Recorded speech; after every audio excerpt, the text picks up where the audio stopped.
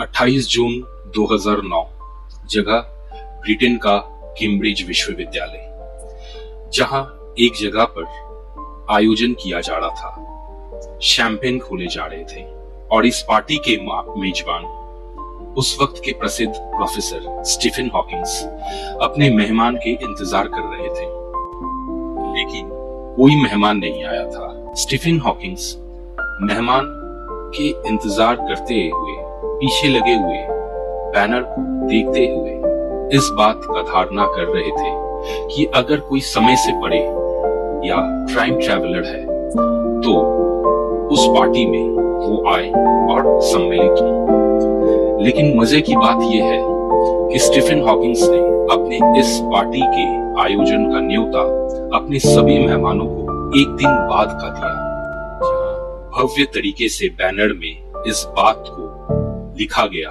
कि welcome the time travellers.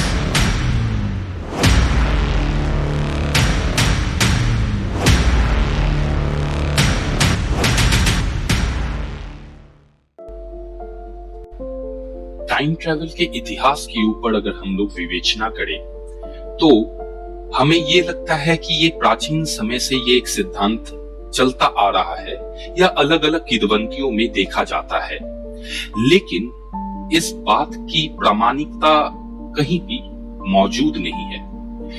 इसके विपरीत आधुनिक काल में H.G. वेल्स द्वारा इस बात का अवधारणा किया जाता है कि टाइम ट्रेवल्स को 18वीं सदी के आसपास इस विषय को हमारे सामने या मानवीय समाज के सामने प्रकाश में लाया गया। उन्होंने अपने उपन्यास द टाइम ट्रेवल्स जो 1895 के दौरान लिखा, उसमें इस बात का उन्होंने जिक्र किया कि क्या यह संभव है समय के विपरीत यात्रा करना। जेम्स क्लिक के उपन्यास छपने के बाद धड़ाधड़ बिक्री शुरू हुई। फिर विभिन्न फिलोसोफर ने अपने नए सिद्धांतों को अपने नए किताबों में लिखना शुरू किया, परंतु आज भी ये सबसे बड़ा सवाल हमारे बीच मौजूद बन कर रहा है कि क्या ये संभव हो सकता है समय के विपरीत जाकर यात्रा करना। इसको लेकर के विभिन्न पुष्टि की गई है अलग अलग सिद्धांतों में। अगर हम लोग सैकड़ों साइंस फिक्शन की कथाओं को या विज्ञान की कल्प कथाओं को इकट्ठा करके एक जगह कर समझे तो वो एक ही बातों को दर्शाएंगे कि ये शायद ये एक मिथक है या फैंटेसी, लेकिन शायद ये एक मनोवैज्ञानिक तथ्य है जो इस पे काम कर रहे हैं। उनमें से ज्यादातरों का ये मानना है कि शायद ये मुमकिन है या वो इस संभावना से शायद इनकार नहीं कर सकते। समय यात्रा को लेकर के हमारा इस विषय का दूसरा पड़ाव है समय की गति। अगर हमें समय यात्रा को करना है, अगर हम टाइम ट्रैवल को मुमकिन होते हुए देखना चाहते हैं, तो हमें सबसे पहले समय की गति का निचोड़ समझना पड़ेगा। ये साफ है कि घटनाएं एक साफ क्रम में होती है। वैज्ञानिकों का भी इस पर राय है। हर एक का एक आयाम है या हर घटना का अपना एक आयाम है, या ये कह सकते कि हम लोग 3D नहीं 4D में हैं। लेकिन इस सोच की एक अपनी दिक्कत है और इसकी वजह है प्रकाश। इस बात को हम लोग एक आसान समीकरण से समझ सकते हैं, जहां चाल बराबर दूरी बटे समय होती है। यह साधारण सा समीकरण ये बता देता है कि समय कैसा काम करता है, क्योंकि प्रकाश की चाल हर वक्त एक जैसी होती है। मान लीजिए कि आप एक घड़ी थाम करके बैठे हैं और आपके दोस्त साथ में बैठे हैं, और उसके बाद वे चलना शुरू कर देते हैं और वो बहुत तेज जा रहे हैं और वो प्रकाश की रफ्तार तक पहुंच रहे हैं, तो आप बहुत अजीब देखता हुआ महसूस करेंगे कि उसकी घड़ी की रफ्तार बहुत सुस्त पड़ चुकी है। तो इससे ये पता चलता है कि आपके दोस्त जितने तेज रफ्तार से जा रहे हैं, उनकी घड़ी उतनी ही धीमी होती जा रही है, जब तक कि प्रकाश की गति हासिल नहीं होती।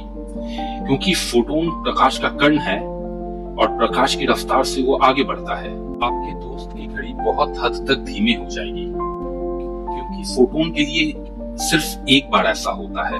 वो एक सितारे की सतह से अलग होते हैं और आकाश के सतह से गुजरते हुए धरती पर पहुंचते हैं। ये इंसानी दिमाग को चकरा देता है।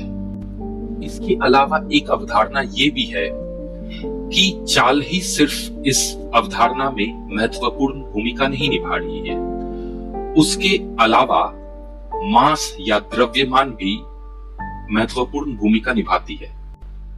इस द्रव्यमान को आप पिंड या ब्लैक होल या ग्रह के रूप में भी समझ सकते हैं, जो कि स्पेस टाइम को बदलने में सक्षम होते हैं। ब्रह्मांड की सबसे पेचीदा पहेलियों में से टाइम ट्रैवल सबसे उलझी गुत्थी है। वक्त किसी न किसी तरीके से हमें हैरान कर देता है, इसलिए हम लोग हर वक्त तो अपने हिसाब से घुमाने की कोशिश करते हैं या इतिहास में पीछे जाने की कोशिश करते हैं। टाइम ट्रैवल में भूत और भविष्य दोनों आयामों का सफर शामिल होता है, लेकिन वर्तमान में हर एक कोई वर्तमान के कैद में जकड़ा हुआ है। लेकिन विज्ञान के मुताबिक हम वर्तमान की बेड़ियों को काट सकते हैं। आइंस्टाइन की थ्योरी के हिसाब से टाइम ट्रैवल को एक मुख्य आधार बनाकर देखा जा सकता है। आइंस्टाइन ने अपने थ्योरी ऑफ रिलेटिविटी के सिद्धांत में इस बात को प्रमाणित किया और इस बात को एक मुमकिन चुनौती के रूप में स्पष्ट करने की कोशिश की। टाइम की बेस्ट थ्योरी ऑफ रिलेटिविटी ही है जो टाइम ट्रैवल की संभावना से इनकार नहीं करता। हो सकता है आज जिन चीजों को हम लोग समझ नहीं सकते वो शायद इस थ्योरी को इंप्रूव कर सकती है, लेकिन थ्योरी ऑफ रिलेटिविटी के मौजूदा सिद्धांत उन बातों का वकालत करता है जो पास्ट के दरवाजे को खोल सके। भूतकाल में जाना नामुमकिन लगता है क्योंकि वक्त हर समय सीधी रेखा में चलता है और फिजिसिस्ट इसे एरो ऑफ टाइम कहते हैं। एरो ऑफ टाइम हर वक्त हमें ये बताता है कि हम भूत से भविष्य की ओर बढ़ रहे हैं, लेकिन हमें फ्यूचर के घटनाओं के बारे में कोई अंदाजा नहीं है, वरना हम इस बातों को पता लगा सकते हैं। वक्त एक वन वे पाथ जैसा है जहां घटनाएं यू टर्न नहीं ले सकती। ये एक ऐसी चीज है जिसे हम अपने अनुभव से खुद ब खुद सीख जाते हैं और समय के एक सीधी रेखा में चलने का सबसे बड़ा वजह यह है वो है फंडामेंटल लॉ ऑफ फिजिक्स, जिसके मुताबिक ब्रह्मांड की हर चीज बनने के बजाय बिगड़ने की ओर बढ़ रही है। जैसे जैसे विश्व की उम्र बढ़ रही है, यानी जैसे जैसे हम भविष्य की ओर बढ़ रहे हैं, तो वो खात्मे की ओर एक संकेत देती है। तो ब्रह्मांड बनने से और बिगड़ने की ओर बढ़ रहा है। जैसे जैसे विश्व की उम्र बढ़ रही है, यानी भविष्य की ओर बढ़ रहे हैं, भूत और भविष्य के फासले मिट सकते हैं और इसका असर विश्व का खात्मा हो सकता है, क्योंकि ब्रह्मांड का उत्पत्ति बनने से बिगड़ने की ओर ही शुरू हुआ है। टाइम ट्रैवल को लेकर के सबसे चुनौतीपूर्ण बात यह है कि जब हम लोग घट चुके घटना से छेड़छाड़ करते हैं तो वो हमारे लिए सबसे बड़ा सिरदर्द बनकर सामने उभरता है। टाइम ट्रैवल में इस तरीके के घटने के बारे में जो जिक्र किया गया है वो ग्रैंडफादर पैराडॉक्स के नाम से उल्लेखित है। अगर सरल भाषा में ग्रैंडफादर पैराडॉक्स को समझा जाए तो वो ये हो सकता है कि भूत में जाकर के आप अपने मरे हुए परिजनों के साथ आप मिल सकते हैं।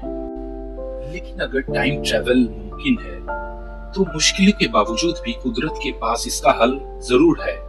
एक चीज जिस पर फिजिसिस्ट सहमत हैं वो है ब्रह्मांड में हर चीज का वजह होना। पूरी फिजिक्स, पूरी साइंस में खास तौर पे कंसिस्टेंसी, सेल्फ कंसिस्टेंसी या फिर कॉमन सेंस, ये ऐसी चीजें हैं जो फंडामेंटल प्रिंसिपल हैं। फिजिसिस्ट ऐसे करीबन 3 तरीके बताते हैं जिससे कुदरत टाइम ट्रैवल के संभावने को रोक सकती है। कुदरत पहला तो संभावना इस बात को देकर के रोकती है कि टाइम ट्रेवल संभव हो ही नहीं सकता है। दूसरे शब्दों में ये हो ही नहीं सकता है। और दूसरा, एक अनोखा विचार, एक नहीं कई ब्रह्मांड है। अपने पास्ट में जाने का अनुभव कुछ ऐसा ही है जैसे कि आप किसी और दुनिया में जा रहे हैं या पैरेलल यूनिवर्स।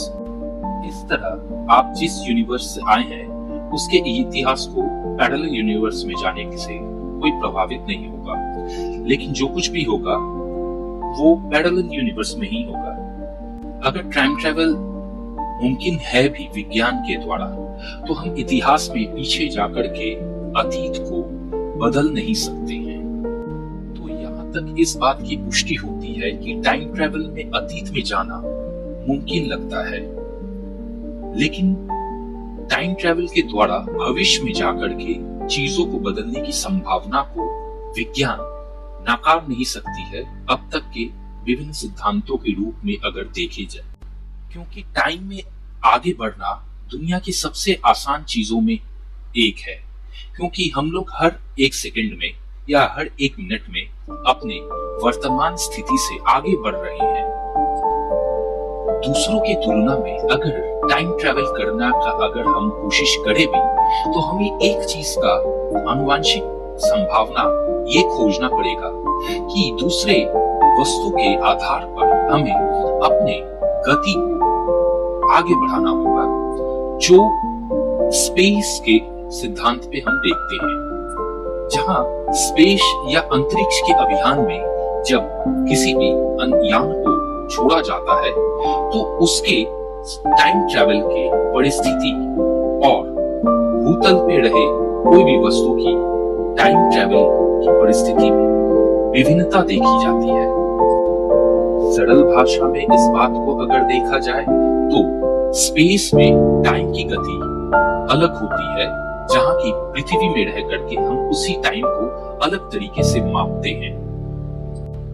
इन बातों की पुष्टि आइंस्टाइन के स्पीड और टाइम के सिद्धांतों पे भी देखा जाता है, तो जिसके आधार पर इस बात की संभावना है कि भविष्य का टाइम ट्रेवल मशीन शायद इन्हीं बुनियादी सिद्धांतों पर आधारित होगा।